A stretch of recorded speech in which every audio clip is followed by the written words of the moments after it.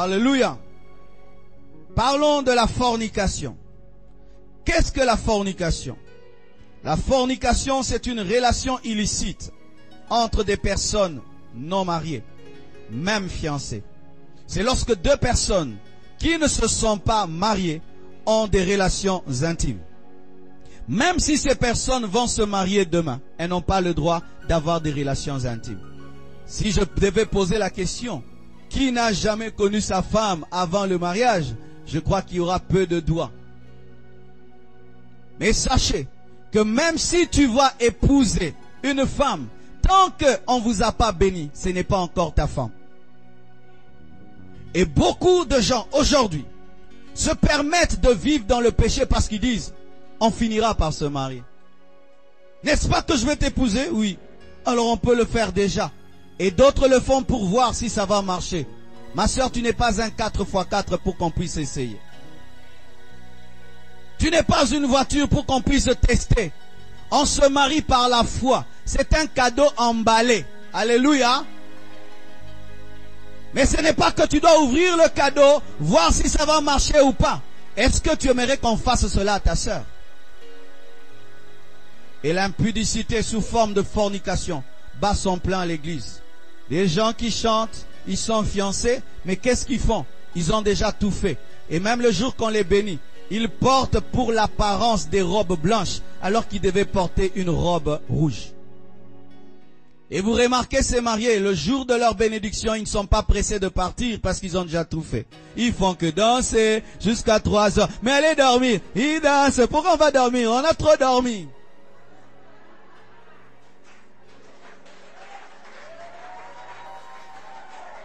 Mais oui, ben ça m'étonne, quelqu'un le jour de son mariage, jusqu'à 4 heures, il veut pas rentrer à la maison. Pourquoi? Il a déjà tout fait. C'est nouveau pour vous, mais pas pour lui. Ce qui est nouveau pour lui, c'est seulement la robe, c'est seulement la nouvelle veste, la salle de fête, mais tout est connu. Mais écoutez ceci, mes sœurs, si tu veux qu'un homme t'épouse, dis-lui non, il va t'aimer davantage. Les hommes n'aiment pas les femmes faciles. Les hommes n'aiment pas les femmes faciles. Et des fois tu dis que tu as un démon de célibat. Non, tu as un démon de oui, oui, oui. Tu as un démon de oui, oui, oui. Tu veux? Oui. En fait, oui, oui, oui. C'est le démon que tu as. Ce n'est pas un démon de célibat. Tu as un démon de oui, oui. Les hommes aiment les femmes difficiles. Parce que les hommes sont des conquérants. Ils aiment les mystères. Et lorsque tu te livres à un homme avant qu'il t'épouse, il peut te dégoûter. Des fois même, Satan peut te voler l'homme de ta vie parce que tu as cédé. Oui. Tu as remarqué depuis que tu as cédé à ton fiancé, il y a maintenant des blocages partout. Il t'aime pas. C'était l'homme de ta vie. Mais comme il t'a goûté avant le temps de Dieu, et tu n'étais pas encore mûre, tu étais verte, alors ses dents sont aigries. Car une mangue peut être à moi, mais si elle n'est pas encore mûre, je veux la jeter alors qu'elle est à moi. Mais tu seras mûr le jour du mariage. Avant cela, le diable peut entrer dans vos fiançailles. On a vu des hommes épouser des filles qui ne sont pas très très belles parce qu'elles ont du caractère. Et nous voyons des filles très très belles qui jeûnent, qui prient pour se marier. Pourquoi? Telle connaît comment elle est, telle autre connaît comment elle est. Ma soeur, vraiment. Celui-ci sait que tu as un bouton ici, l'autre sait que ici tu as un bouton, et l'autre là et là. Oh, Dieu ne m'aime pas. Non, tu ne t'aimes pas. L'impudicité. Et dans ce domaine, les hommes sont devenus tellement intelligents. On rencontre des gens qui disent, nous on fait rien, on s'embrasse seulement. Si c'est si bien, venez le faire devant nous qu'on acclame le Seigneur. Parce que je peux embrasser ma femme devant vous, vous allez acclamer le Seigneur. Mais si c'est permis à ce que vous qui êtes des fiancés, vous qui êtes célibataires de le faire, faites-le ici, qu'on chante Alléluia. Pourquoi est-ce que vos consciences vous reprochent? Parce que vous savez que ce n'est pas permis. C'est pourquoi si la Bible dit à certaines personnes d'arracher leurs yeux, enfin d'entrer au ciel, borgne, que avec les deux yeux, d'aller en enfer avec leurs deux yeux, il y a des gens qui doivent couper leur langue. Couper leur langue. Ils ne sont pas mariés, mais si les lèvres des gens pouvaient grossir à chaque fois qu'ils le font, il y a des gens qui ne sortiront pas de leur maison.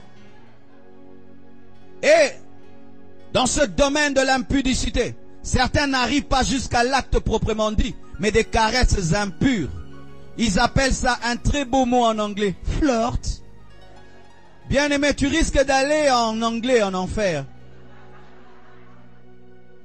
Flirt, flirt. Nous faisons rien, mais nous flirtons seulement. Bien-aimé, le flirt, c'est pour les mariés. Parce que c'est chauffer la plaque avant de préparer. Mais quand tu chauffes la plaque, tu ne prépares pas. C'est une perte d'énergie. Et dans le domaine du flirt, on va toujours d'un niveau à un autre. On commence par l'ongle, on va monter au genou. On monte toujours. On monte toujours. Pourquoi? Parce que Satan est un malin, est un rusé. Les gens qui ont attrapé le sida, qui ont engrossé, qui sont tombés réellement, n'ont pas commencé directement. Ils ont commencé par des bisous, ils ont commencé par des petits câlins interdits, ils ont commencé par des caresses interdites, jusqu'à ce qu'ils sont tombés. Bien-aimé, n'attends pas vraiment te retrouver totalement dedans pour savoir que tu es dedans. Tu es déjà en route.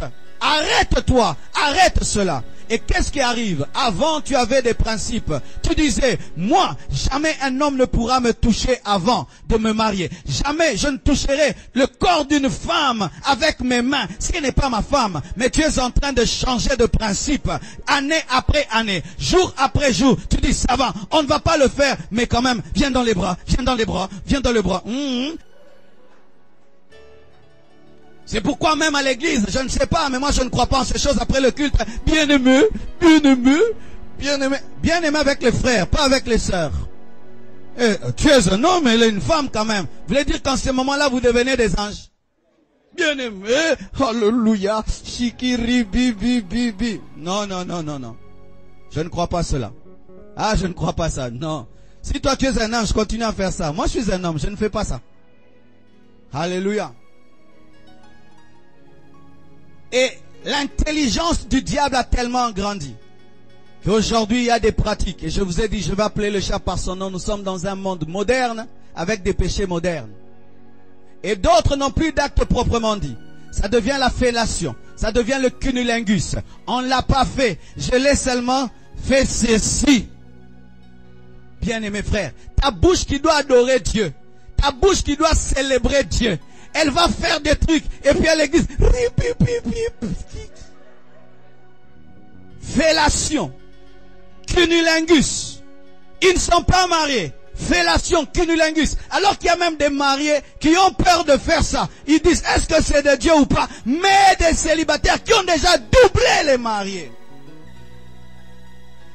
Et d'autres gardent leur virginité dans un domaine, mais pratiquent la sodomie. Tu l'épouses, elle est vierge, mais n'est pas vierge, parce qu'elle a pratiqué la sodomie. Bien-aimé, cette intelligence que vous avez en soi, vous voulez dire que vous êtes plus intelligent que Dieu?